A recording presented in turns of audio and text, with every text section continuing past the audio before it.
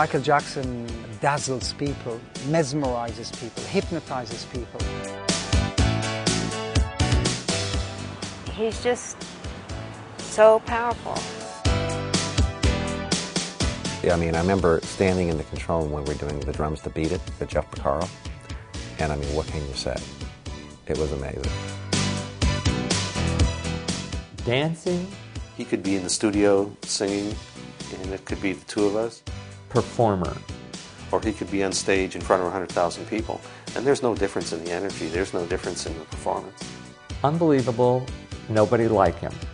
So every time he performs, it's that quality, it's that commitment to the music. I think he was ahead of the world in moving somewhere very, very different.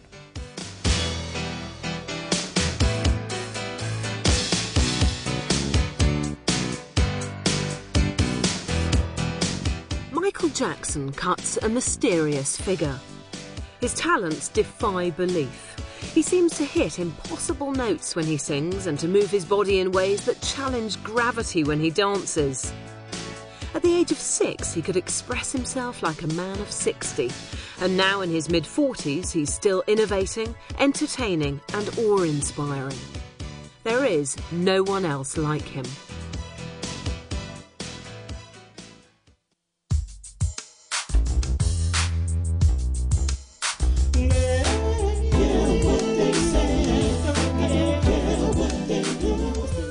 Michael Joseph was the 7th of 9 children for Catherine and Joseph Jackson.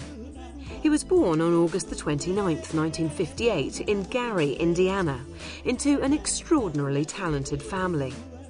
Raised as Jehovah's Witnesses, the young children were coached by their ambitious father, and soon 5 of the boys, including Michael, had formed a family singing group. He was in a whole another world when he's on stage. Even as a young kid, he was. You can tell that they followed him. Even at 6 and 7 years old, you could see them. You go see them on the show. Michael was in charge. The brothers were integral to the whole thing, and I'm sure teen girls of the day each had their own favorite Jackson. But you know, Michael. I don't think the spotlight could have gone on anybody but Michael Jackson, even at that point. I remember one time they did a show at Beckman, and Michael was just, man, I knew right then and there. That little boy, he was, and he's younger than I am, but he was just doing things that a little boy is not supposed to do. You know, I mean, they were polished. Back in the 60s, I think most families, Joe Jackson, my father as well, all of them worked in the steel mill. The thing that Joe Jackson did was able to bring his family out of poverty and have them do something that they love to do. I take my hat off to him. He brought them out of a situation that almost everybody in Gary and in Chicago and Detroit region was going through. They performed in all sorts of local shows, talent contests and schools, including one at Beckman High School where Jermaine was a pupil. By 1963, Michael, with his distinctive high vocals, was the lead singer of the family group. Well, we did a show with the Jackson 5, and also I said we went to the same school, so you pass them up and down the hallway. I didn't know who they were until they dropped their first 45. The name of it was Big Boy, on an independent label called Steel Town. When that record was released on a local radio, you know, local around Chicago, Indiana area, everybody flocked and bought it. I mean, by the droves and bought it.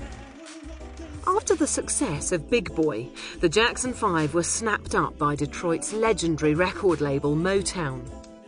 Here they found themselves under the wing of Motown founder and president Berry Gordy. The label had moved from being this really reliable, pop machine almost, cranking out hits, to a situation where we had artists like Marvin Gaye who were beginning to expand their horizons, and Stevie Wonder, who were getting away from the strict pop kind of thing.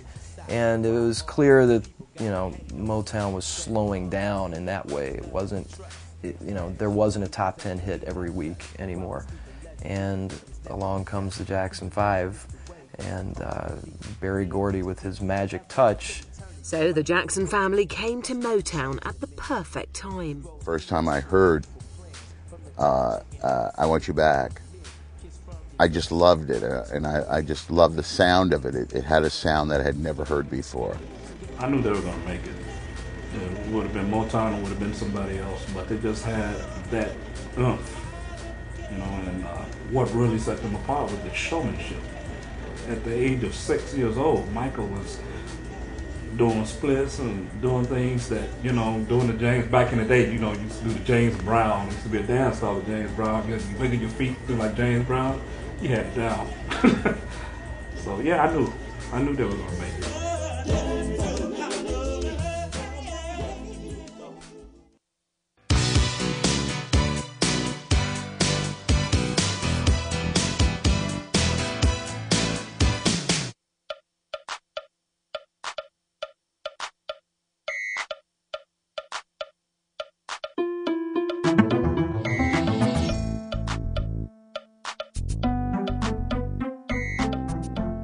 Motown headquarters moved to California in 1969, so the Jackson family had to follow. Now based in Encino, California, the Jackson 5 faced a lot of criticism in those early days. The critics all hated the Jacksons because they were bubblegum. There were a lot of protest songs going on, and they said that, because of the Vietnam War and all of the civil rights, and they said the Jacksons weren't relevant. You're always on my mind. Find another place to hide. They weren't singing about war. They weren't singing about protest. They were singing about love. I Want You Back. Stop the Love You Save. ABC. Never Can Say Goodbye. Well, we've since discovered how relevant they became. They said they weren't going to last. So, once again, the critics were wrong. Another brother, Randy, replaced Jermaine, and the Jackson 5 became the Jacksons, because Motown retained the copyright on the band name. Jermaine, who had recently married Berry Gordy's daughter, remained on the Motown label as a solo artist. Despite injecting new life into the label, the Jackson 5 Motown marriage was short-lived, and they soon signed a new deal with CBS offshoot Epic. Well, as you recall, the war ended, I believe, in 74, 75. The troops, for the most part, pulled out of Vietnam. 75 was the year that the Jacksons left Motown. 75 or 76. And moved to CBS. The move left the brothers free from the restrictions that came from carrying the Motown banner, and the real credibility began. What was significant was to be able to freely write the songs that you want to write and to grow as songwriters. They didn't want to continue writing, back then we called it bubblegum. They didn't want to continue writing that. To me, it was just the second coming of the Jacksons. It was just a more mature Jackson. It was writing, producing, you had a chance to hear and listen to what they wanted to do. And at that particular time, I think that's how Michael developed his skills as far as being a good songwriter and producer. At this point, the world began to see the extent and depth of Michael's musical creativity. I'd like to say thank you very much. What Motown taught Michael Jackson is melody and the way rhythm works with melody in a pop format. He was a guy who, because of what Motown was groomed with a pop sense, and that's something that shone through on Thriller and all those big albums that he went on to make in the 80s and 90s. I said you need to leave my dreams tonight.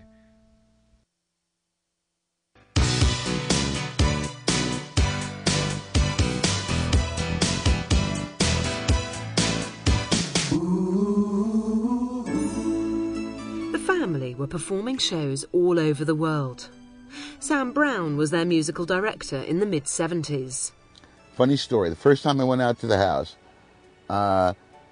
Michael always liked animals, and they had this macaw in the house, which I didn't know of. So I I buzz in, and the gates open up, and I go up this long driveway, drive up this long driveway, and I get out of my car, and I go to the back door, and I knock on the door, and I hear this voice say, "Who is it?" And I say, "This is Sam Brown. I'm here to see Joe and Michael." No response.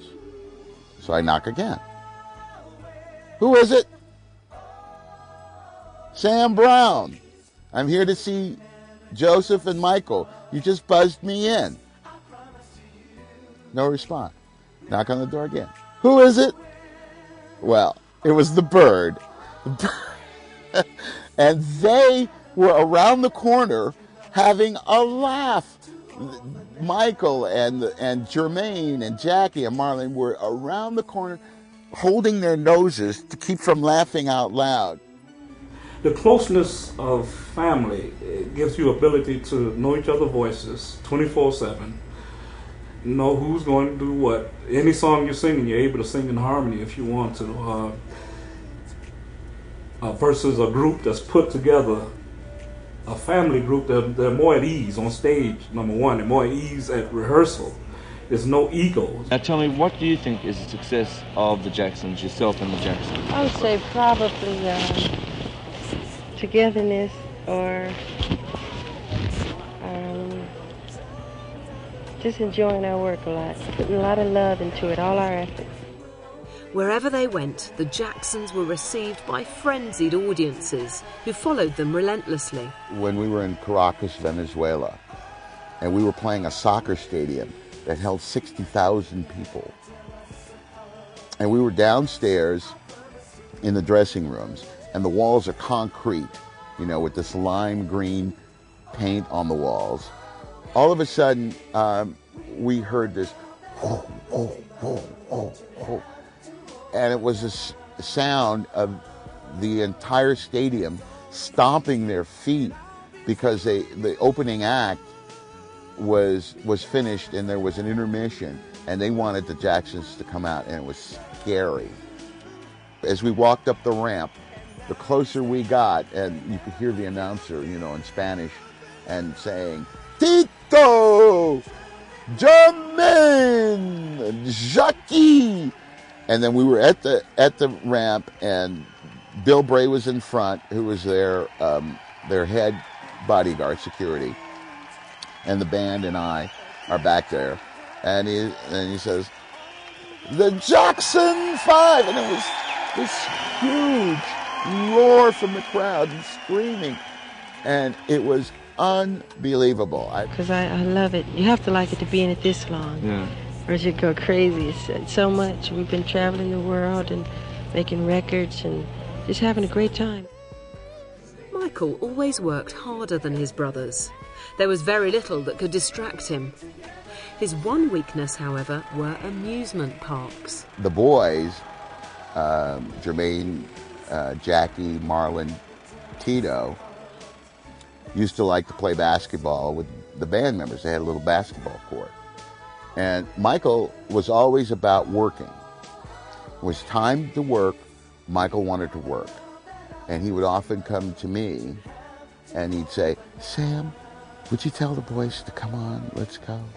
So then I'd have to go outside and say, "Okay, guys, let's wrap it up." And of course they're going, "Okay, we just got 5 more minutes. We're almost through with this game."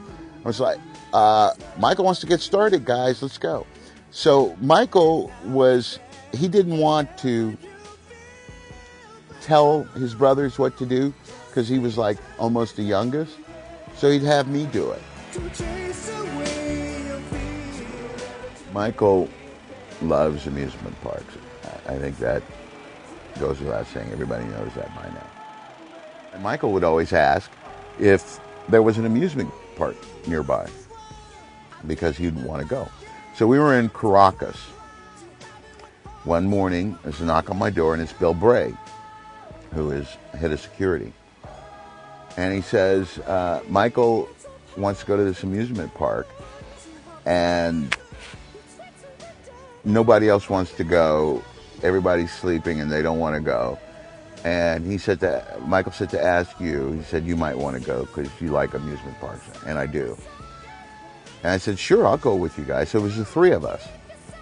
So we traipsed off to this little amusement park with rides, and they had literally opened it up early so Michael could go in there and not be bothered. So I took some pictures of Michael on this kind of Ferris wheel kind of ride with Bill sitting next to him, and I was in the front car.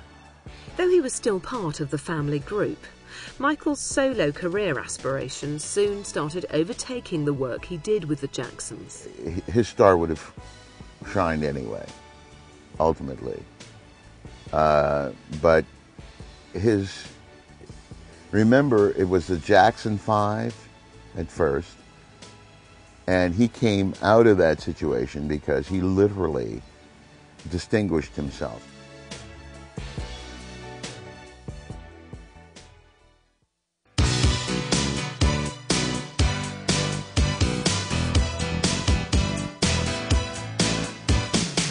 It all starts with the record, Michael once told me.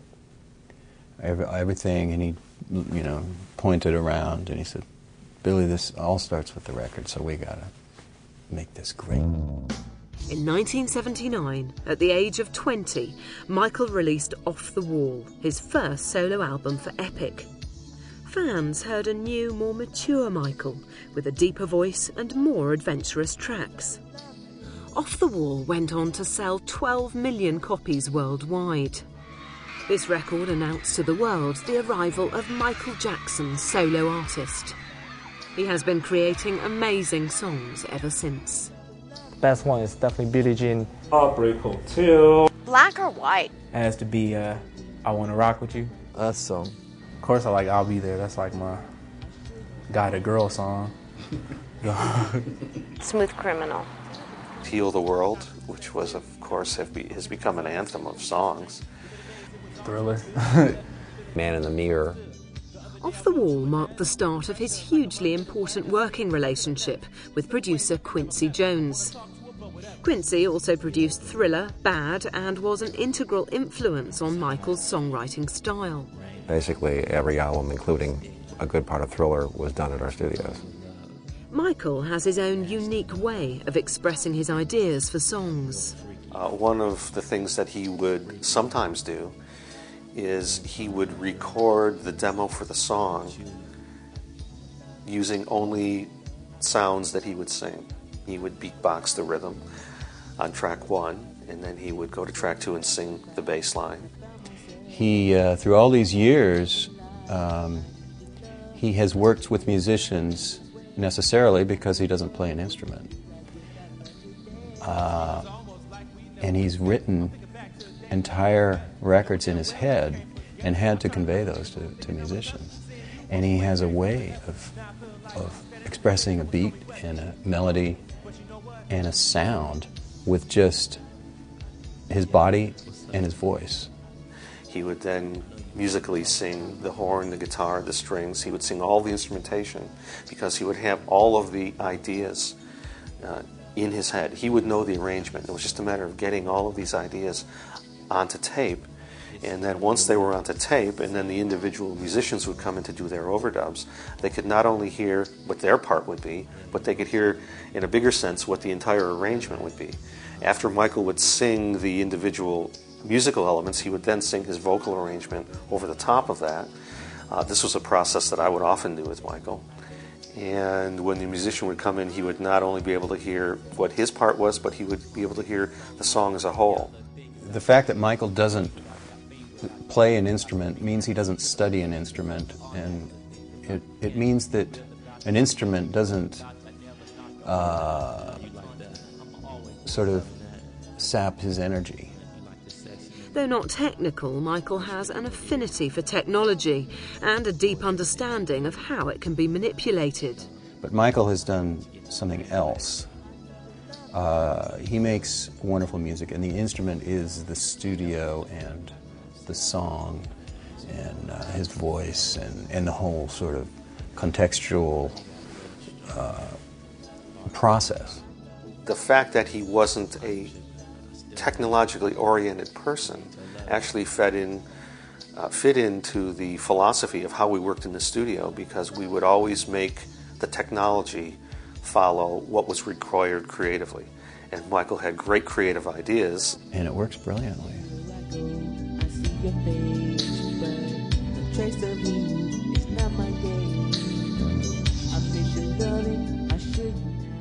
Well, record one is, apart from being, technically almost beyond state of the art, there is equipment here that is built from scratch that exists in no other studio. The console that was in this room at the time that we did those records was built by us by hand, just one of a kind. And also our monitor systems are pretty stunning, and if you saw the one in the big room there, which we built for Michael, there's nothing like it anywhere, which is why, now Dr. Dre and Eminem and all those clients love that room, because the sound from the loudspeakers is astonishing, and Michael does enjoy listening to it at fairly high levels. One time I went in, Michael, they had just finished a song, and Michael says, "You got to hear this." So I remember I went in and I sat down at the center of the console, and he turns to Bruce as the engineer and says, "Okay, Bruce, hurt me." And there's a mark for that, the hurt me mark. And he turned it up to that, and they hit play, and I can't even tell you how loud it was. Back in 1975, Sam Brown wrote One Day in Your Life for Michael and recalls that day recording in the studio. And so the way Michael was working back then, he put the headphones on, he's in front of the mic, and he'd say, "Roll the tape."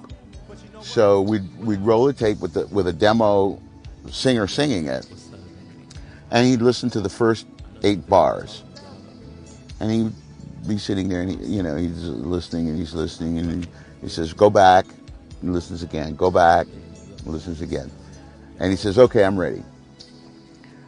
And he starts to sing.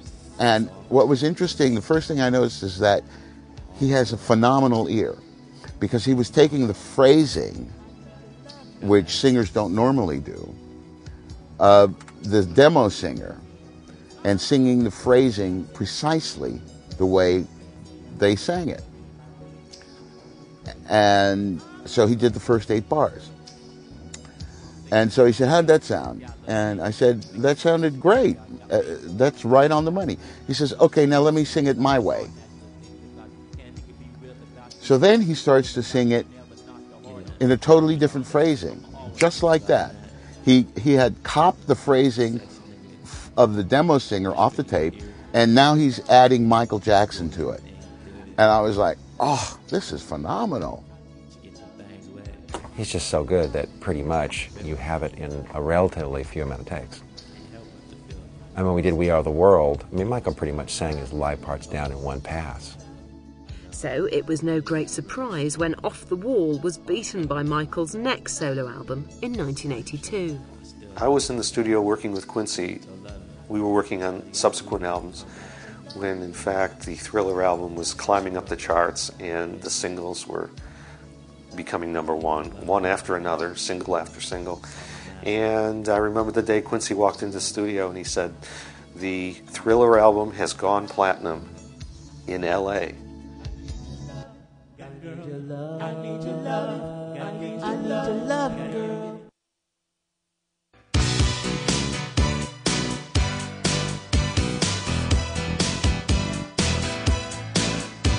I think someone said the word holistic. I think he does think of the whole picture of what he's doing when he does stuff. Michael's creative expression doesn't end with the songs. He is, of course, most often remembered for pioneering the music video. Thriller broke ground. The first time music videos became something like a short film. Michael was certainly one of the pioneers in the entire music video field. In his own way, one of the vanguard pioneers of the form from Thriller on, and has always understood the impact of them. Thriller. After I seen that video, we had like $5. We went to the ice cream truck and had these little fake chains with the fists. It was like a little limestone glove. We was walking around with limestone necklaces on. At approximately the same time that we were doing the Bad album, we also were working on the Captain EO movie, which was a 3D attraction at the Disney theme parks. Michael did some really good music, and I know they had a lot of interesting time shooting the dance scenes. With so much on his plate, what was he like on set? Smith Words, now a choreographer, remembers the days when she danced with Michael. We had a very long rehearsal period. I think we probably rehearsed for 6 weeks, which is unheard of in the video world. And it was pretty uncomfortable. Francis Ford Coppola directed it. And I believe George Lucas was actually producing it. Because we were in 3D, we had 3D lighting, so it was extra hot. It was triple the lighting. We were in rubber suits, rubberized jumpsuits, in 3D lighting, and with all the steam. And Michael was great. He was just funny, goofy, hardworking. He danced as hard as any of us. Creative and inspired as ever, Michael continued to make amazing videos, including Smooth Criminal, shot and released in 1988. Michael decided that there was going to be an entire improv section. He heard it musically, I think is what happened. And there's a chant that starts happening. Annie, are you okay? Are you okay, Annie? Annie, are you okay? And we went into silence, and then Michael just started screaming. And said, we were instructed by the director and by the choreographer and by Michael to just do what you feel. And you see legs flying. In fact, I know there was one shot where I start off that thing. Wait a minute, it starts on me. There's a little cat that walks across the piano, and then you see glass break, and then you see I did this big arch, and then I did a thing with my leg, and that's the beginning of that section. And then you start hearing moans, and Michael starts screaming, and it's really kind of eerie. And then Michael goes into a chant, Annie, are you okay? And then we were all asked to chant along with, so we all started chanting, and then it breaks back into a proper choreographic section, which is the entire company dancing together, including Michael. In 1995, Nick Brandt conceived of and directed the incredible Earth Song video. The most interesting time for me was on Earth Song, when I had a bunch of very cynical, jaded New Yorkers for crew for the part of the shoot that he was there, and they were just, oh yeah, Michael Jackson, da da da da da. But then when he started singing at the end of that song, and he's just screaming out the vocals, you could just see, you just look around, and everybody had stopped in their tracks and was watching him riveted. And he would only give me like one take from each angle because he was being blasted by, you know, these wind machines, and stuff was flying in his eyes, and just, I mean, it was really hard. I mean, we're just firing dust and leaves and all manner of stuff into his face. And everybody was just electrified. And he completely turned everybody around.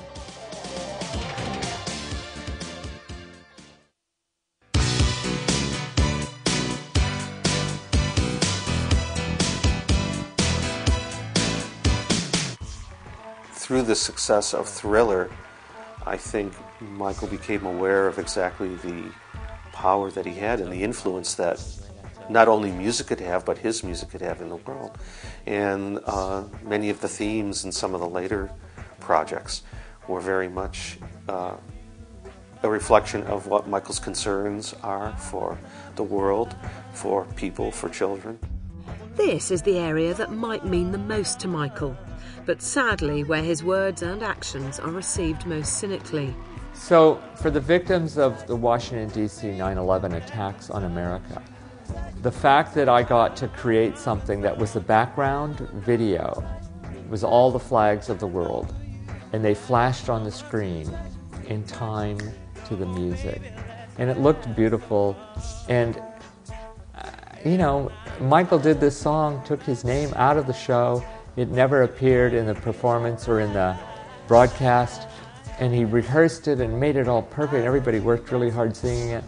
And I just think that man has a spirit and a soul that is just so strong.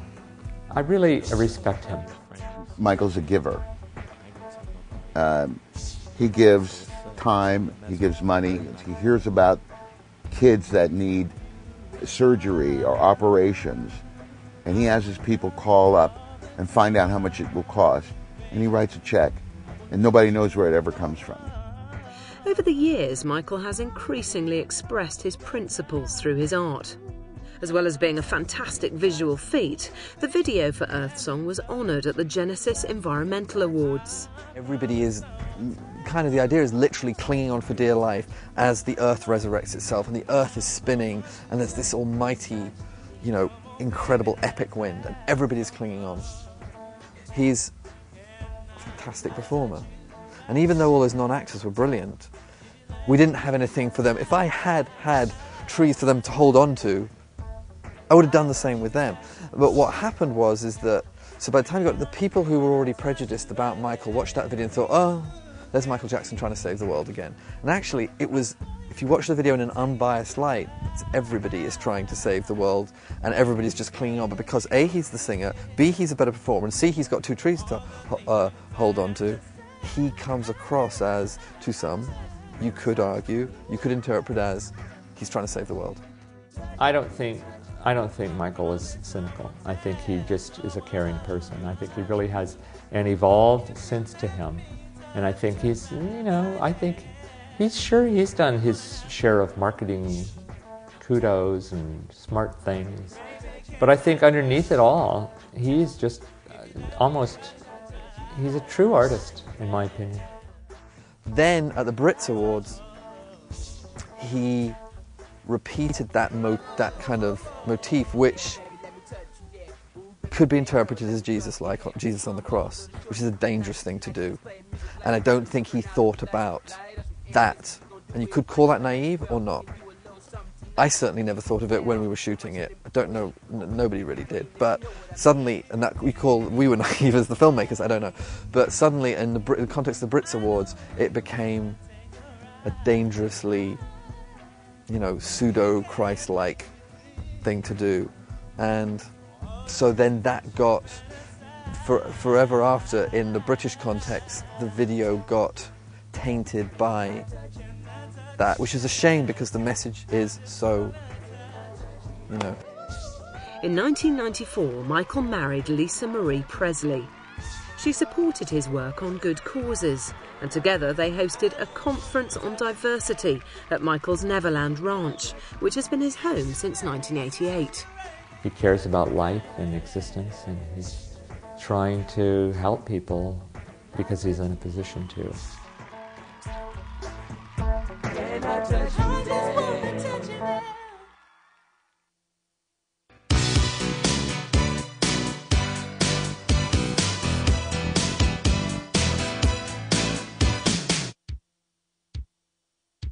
It's impossible to pinpoint where Michael's music ends and his dance begins.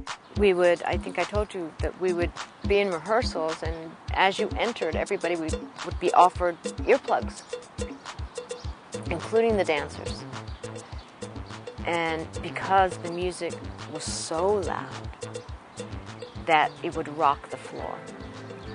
And that was because Michael wanted to feel the soul of the music. Yes, I have heard he was a big fan of Fred Astaire and James Brown, and he's a very observant person, but yes, his dance is very effortlessly executed. If you watch him carefully, you'll see that other than when he's doing more kind of street dancing type stuff, there's nothing technical about what he's doing. And he's brilliant. Every dancer moves when they watch Michael move. He makes everybody who can't dance feel the dancer in themselves. Because it comes from a heart and soul. He just has the soul of a dancer. And perhaps Michael's most famous trademark is his moonwalk. Now, I've heard he was inspired by a little kid in New York, but he just embellished and perfected it, and he did it just so flawlessly that it looks like it's defying gravity, and people just think, wow, and people start imitating, and people have no idea how to imitate. And I spent like 2 days trying to figure out how to moonwalk. Everything is just very flowing, and he just looks like a boneless person. One of Michael's best friends believes there is plenty more that can be done with the moonwalk. I'd like him to do the moonwalk on the moon. As a matter of fact, I'm talking to very high officials at a certain space agency in the United States. And they're taking it very seriously, because Michael once asked me, hey Uri, can you get me to the moon? He wasn't joking when he said that. And I sort of laughed at him, and I said to him, well, that's a great joke. He said, no, I'm serious. And then I said, well, I better check it out. And I called my friend, an astronaut, Edgar Mitchell, who was the sixth man to walk on the moon. And he said, look, Uri, why don't you call this and this number? And I did, and I could not believe the emails that I got from these people who said, look, the only thing that keeps Michael away from the moon now is time. We're talking about 11, 12 years from now, and money.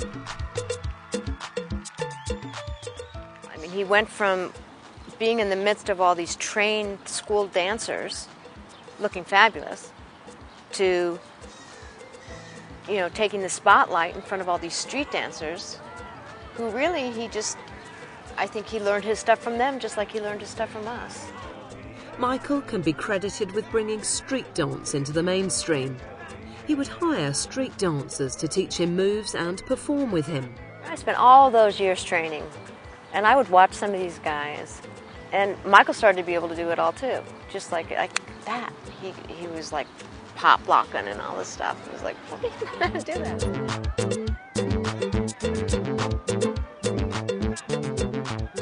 And watching Mike on stage, the way he dances, he's the one that inspired me to breakdance. He seems to be on a constant quest for inspiration.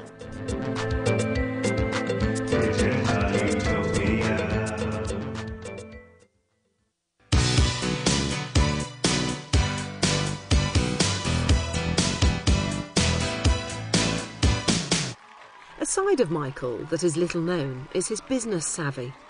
This is a man who knows what he wants, knows how to get it, and knows exactly who can help get him there. He chooses to run an organization making a record of musicians, engineers, producers, writers. These are some flaky people. And he finds a way to motivate them, organize them, make them compete with one another. I mean, you would have thought he had read management books. He did have wonderful skills at managing all this chaos going on. And it's music. It is chaos. The professional side of Michael is highly professional. When he is working, I mean, you can cut the air in the studio with a knife. It's so concentrated and he's so focused. It's just amazing to see him. It's like another Michael Jackson. In retrospect, there was the greatest feeling that the success of Thriller was probably justified, because the feeling in the studio was just, we are a team of people, we're going to make the absolute best record possible. And Quincy's phrase of, you leave your ego at the door, was one of those that we understood without ever having to say, because everyone was committed, everyone was giving 110%. Everyone knew it was going to be a great record. Everyone just didn't realize it was going to be the historic album that it became. His family still remains important, and in 1984 Michael was persuaded to reunite with his brothers for the Victory Tour and album. Michael's little sister Janet had also signed a record deal, her big break coming in 1986 with the album Control. Michael knows how to give people space to work and create an exciting work environment. He was making the Bad album at the time, and he would have me go to his house in Encino, where he had a really nice recording studio, and work on demos with him. He'd show up pretty much every day, unless he went out of town. He was well conscious of the, I wouldn't call it pressure, because I don't think, he never showed to me that he felt pressure, but he was just burning with ambition, and he wanted to beat whatever the last album did. He always wanted to beat it. We did Smooth Criminal, and every day at lunch, the entire cast of dancers was invited to dailies. And dailies are the rushes where you get to go and see all the footage from the day before. It's unheard of. You don't allow the producers rarely allow any performer into the rushes or into the dailies. And Michael just made sure that we got that kind of reward for our work. That it was a really nice gift. It was a really nice gift, and I've never received that anywhere else. One time I recall, I'll tell you a quick story.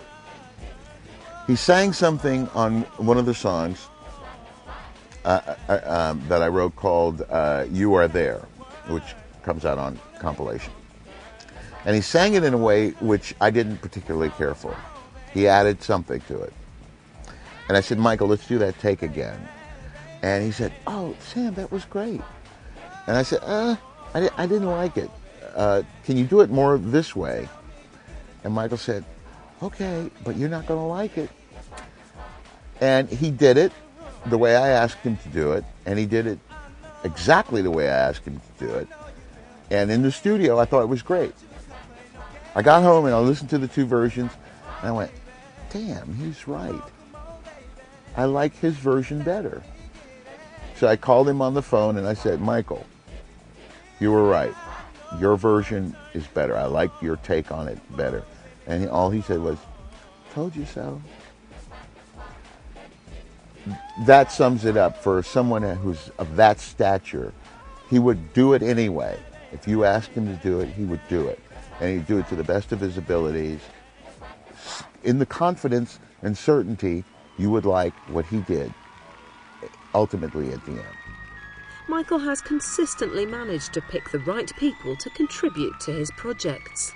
And Michael, of course, is always, he's got this radar on scanning, trying to figure out who you are, and you know if you're jive or BSing, and if you really know your craft, and so he was sizing me up.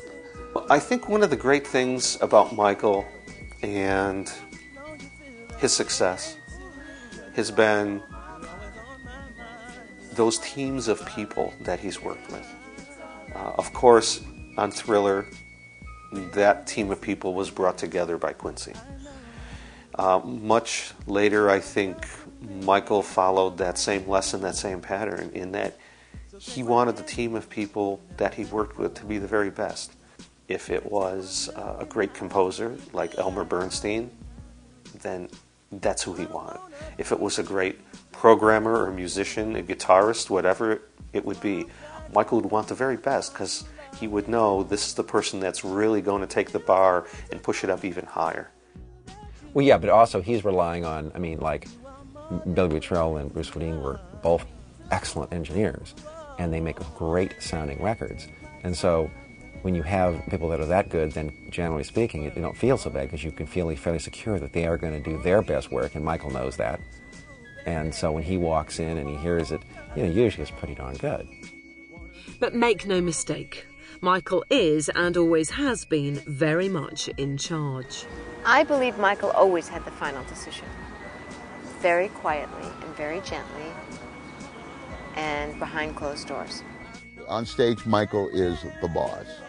I mean, backstage, he's the boss, but you don't know it. Whatever Michael wanted, for the most part, Michael got. He'd go to me or Joe.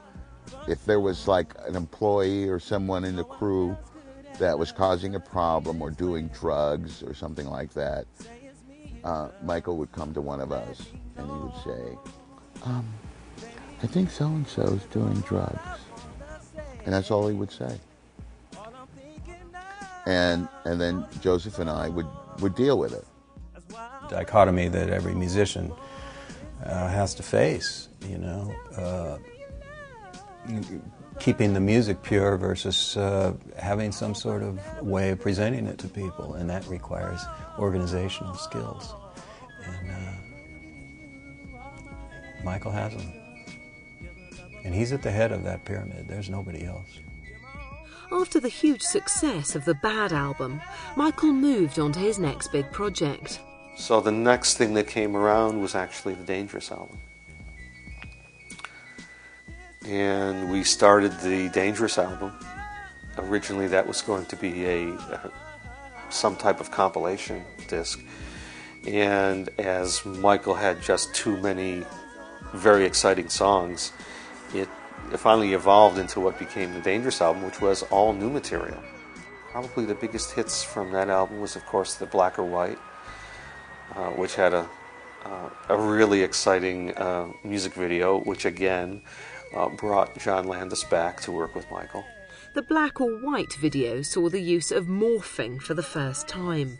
Smith Words choreographed the morphing sequence. So I needed to create something that had the sense of music and rhythm, that as we changed, John Landis had something to cut back to morph, and that it had continuity. So I had to teach them a little thing that was just from here up. He was still creating and inspiring as much as ever, but one crucial variable had changed. His partnership with Quincy Jones had come to an end. Losing Quincy was a tough call because Quincy's so good at that. He's really good at, when they've reached it, moving on. You know, and it's great to have an artist, to have someone like that who can really keep things moving efficiently and know that the best performance has been delivered and there's no reason to go any further.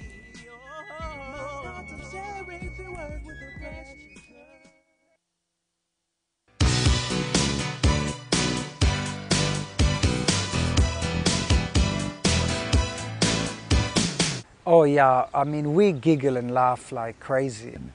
And Michael likes to have fun and play. I told you that.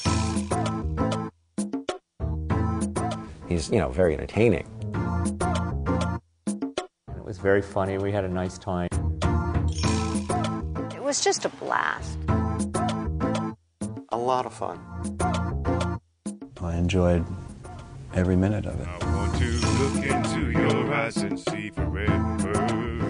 Well, you know, also you have to understand, of course, obviously, it's all been talked about. Michael certainly didn't really have a conventional childhood, and Michael does love, just like he'd be happy to play checkers on the floor and just have fun and play electronic games, and, you know, he's sort of being a kid because he missed it. When you ask Michael Jackson about his childhood, there are no secrets. He said, oh, I had an awful childhood. He says that openly. I've seen him with his dad. You know, after the show at Madison Square Garden, we went to a garden party in Central Park, and it was just an amazing scene to see him with his dad, the person that he supposedly who was so bad to him, but he forgave him. He said, I forgive you. It makes total sense that Michael is most at ease hanging out with kids. For the most part, most adults want something from you. Can you do something for me? Can you contribute to this charity? And sometimes the charity is them. And I realized early on that that was the primary reason that Michael liked to hang out with kids. Because they have no agenda other than to just hang out and have fun. And he could let his guard down. That's the one time I saw Michael And that radar I told you about earlier, that's always on, it was off, is when he was around kids. Because they're so sincere and they're very real and they really have no agenda. When Smith Words visited the set during the Black or White shoot, she took her daughter with her. She had such a good time with Michael. And they watched The Little Mermaid and tried on a box full of wigs, crazy wigs that he had, and ate enough candy that by the time she got home, she was sick to her stomach. He just kind of offered her like a little fantasy land. But playing practical jokes is what he does best, and this runs in the family. Love a good prank and schoolboy pranks. The more schoolboyish, the better. There was the time that Michael playing a joke on me. I was sitting at the console mixing, and he came up and put a tarantula on my arm as a joke. Michael had finished his macrobiotic diet and had lost several pounds. And he said he was going to go on a fast to lose the last 2 or 3 pounds for a week. And he made some comment like, Sam, you can probably fast for a few days yourself. And I said, you know what, Michael? If you fast for a week, I'll fast for a week. And we bet $100. Mike. Then the other boys said, I want a piece of that. So there was like $500, $600 on the table that I could not go from Sunday to Sunday without eating any food whatsoever. During the Thriller album, he'd bring Muscles to the studio, and Muscles was a blonde boa constrictor, and Muscles would crawl across the recording console and then turn around and crawl back across the console, make his way through the wires and everything. That was memorable because Quincy didn't really like snakes very well. So Quincy and the snake never got along. Saturday, we were like one day out, away from the completion of the week. And we're on the bus. And Michael was supposed to be fasting. But the bus is dark on the inside at night when we were driving. And I noticed the refrigerator door opening. And I saw that it was Michael. And Michael was going in this little tin foil and taking a bite of chicken out. And I said, that's a little bit cheeky. He's cheating on the diet. So I went and got my camera. And I laid there and I waited and I waited and I waited. Sure enough, about an hour or so later, Michael got up again, went back to the refrigerator, opened it up, opened up the tin foil for some chicken, took a bite, and I got him with the camera. So the picture came out where he's like sleepy and he's got his mouth full of chicken. But he got me back, or he tried to get me back. There'd be the times that Bubbles would come to the studio when Bubbles was just a very young little chimpanzee. He was so much fun to hold. It was like, having a little energetic kid. He was real cute, and he just loved to, be held. And then Bubbles got a little bit older. He got more mischievous. He would always get into trouble with something. He'd love to play with equipment and push faders or do something. So there was a lot of fun times, a lot of memorable things. We were at a hotel in Hartford, Connecticut, and there's a knock at my door, and I open the door, and there are like 8 busboys or waiters in these white coats, and each one of them has a tray filled with food, wheeling it into my room. All this food. Must have been everything that was on the menu. And by sheer coincidence, Michael's door opens with this food being paraded in, and he says, "Hey fellas, Sam's cheating. Look at all the food he's ordered. He's been sneaking food." But he fessed up, but it was quite funny. One time he walked in, he drove in some beat up old van. Personally, he drove in, and he had the dark glasses with a phony nose. he says, "How do I look? You know, this is my disguise for today." He's been so hounded that when he's free not to be hounded, and even when I've seen him doing interviews, he's a different person than he is when he's not. He's more, it's a different Michael. And now Michael has his own children, to whom he is completely devoted. Such a good father today because he's giving back to his kids what he never had. And the kids are fantastic kids. They're highly intelligent, and they have everything that other kids have. But remember, he's a celebrity. He's the most famous person in the world. You know, any child that grows up in a household that the father or the mother are celebrities do have unusual lives, for goodness sake.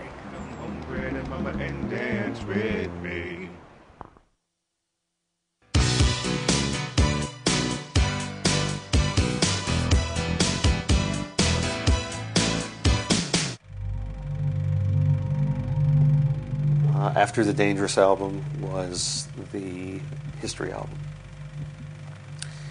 And History was a little bit different nature of a project. Part of that was because on the day we were scheduled to go in the studio and begin the process, LA was struck by the earthquake.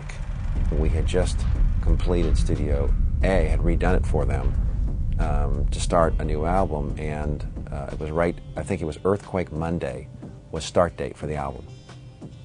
So I got a call from Michael and Bruce saying, you know, it's too shaky, we're going to New York. So we had just spent millions of dollars getting a room all set for them, which they were going to start that Monday for an unopened booking, and they said they were going to go to New York. LA was still suffering aftershocks, and a lot of people were on edge in town. It wasn't as conducive to be creative. So I got a call, you know, it was 6 months later saying, it's too damn cold to do vocals in New York, we're coming back. And so they spent another year here finishing the record. Again, that was an album that was partially a compilation of greatest hits, and a second disc which was entirely new material.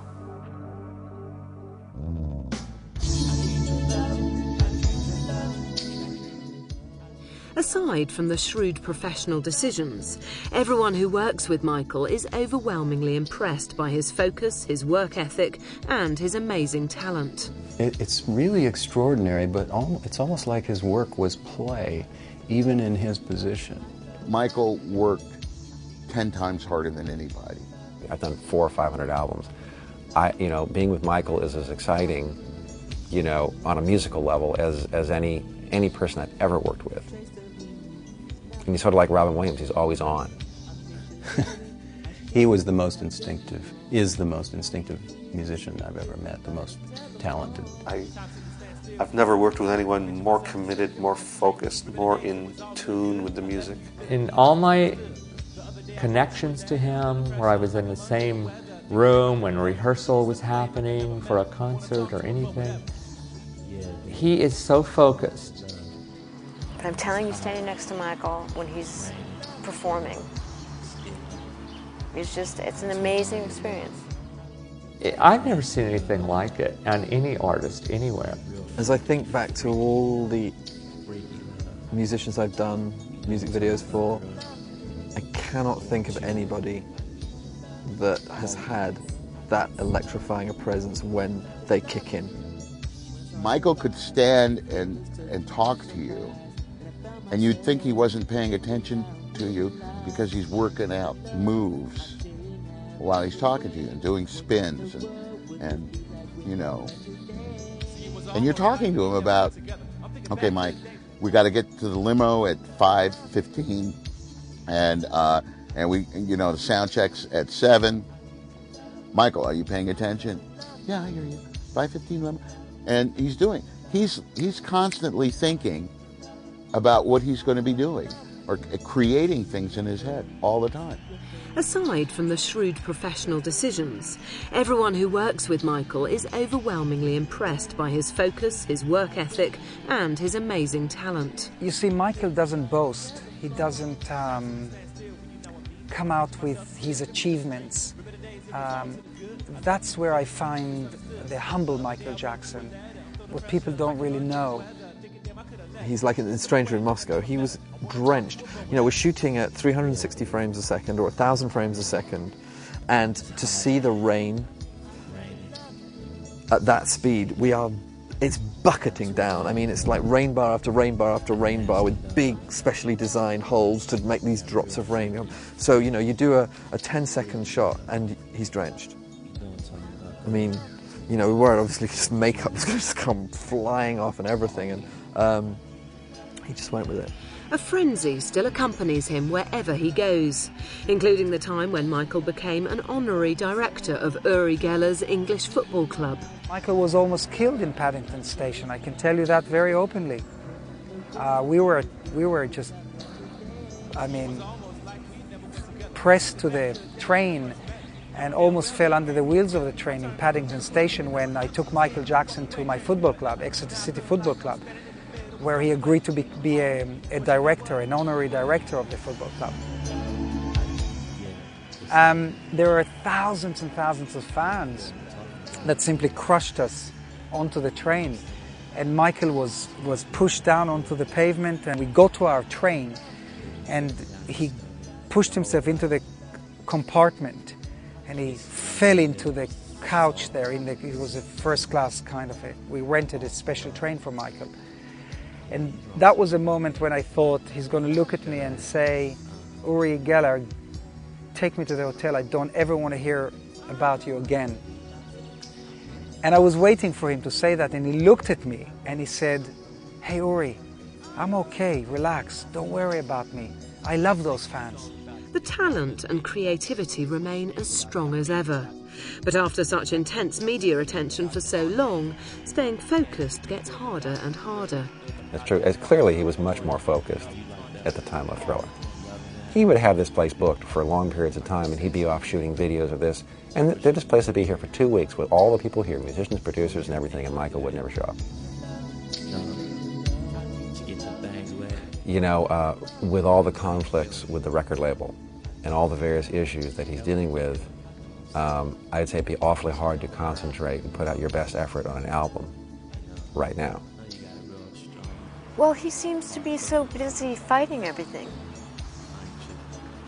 instead of just doing his work. I mean, Michael's just obviously he grew into a phenomenal songwriter, apart from being an amazing artist, and he's had a lot of, you know, good people around him for a lot of years. I say the issue now is more that I think Michael could certainly come back and do as good a record as he's ever done. He hasn't lost anything talent-wise. He's just as great as he's always been. It's just a question of centering. I need to love you, girl.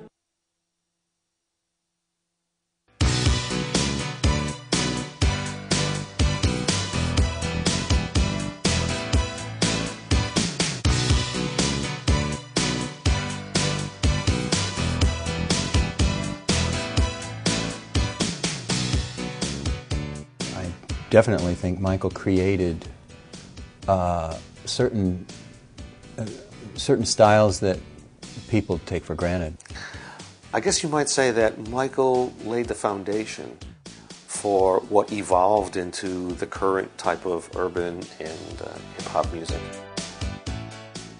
The way the records are put together now, the use of the way background vocals are stacked,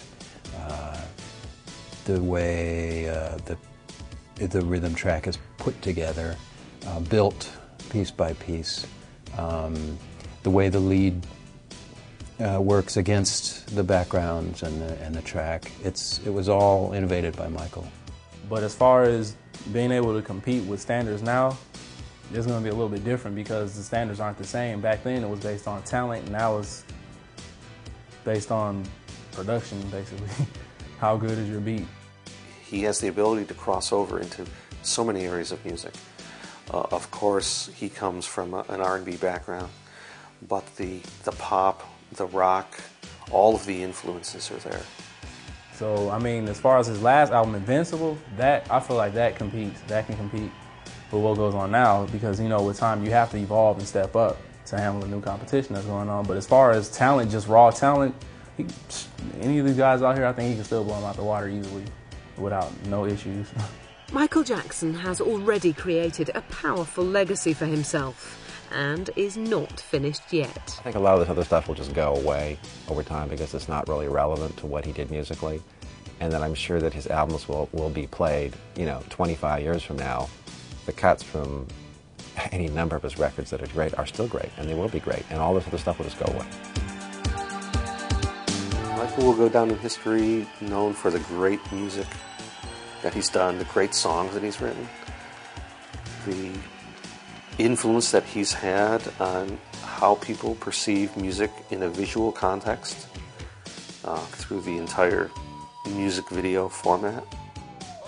The audience has always known Michael was sincere and real. He's had music that's been the most energetic, dance-oriented style, and at the same time he's done music that's been the most personal and touching. So, excuse me. He created a whole scene of dance that didn't exist before. I think it starts with the songs still, which would touch people in any decade. And he's done it all over the world. He's a mystifier. That's the right word for him. Michael is a mystifier. And as long as you're controversial, people will never forget you. So I would hope his legacy would be that he brought soul to the commercial world. Michael sounds like Michael. His records I can't compare them to anything else because they really are unique. I mean, when you talk about Off the Wall and Thriller, I think that they are standards. That's, what can you say?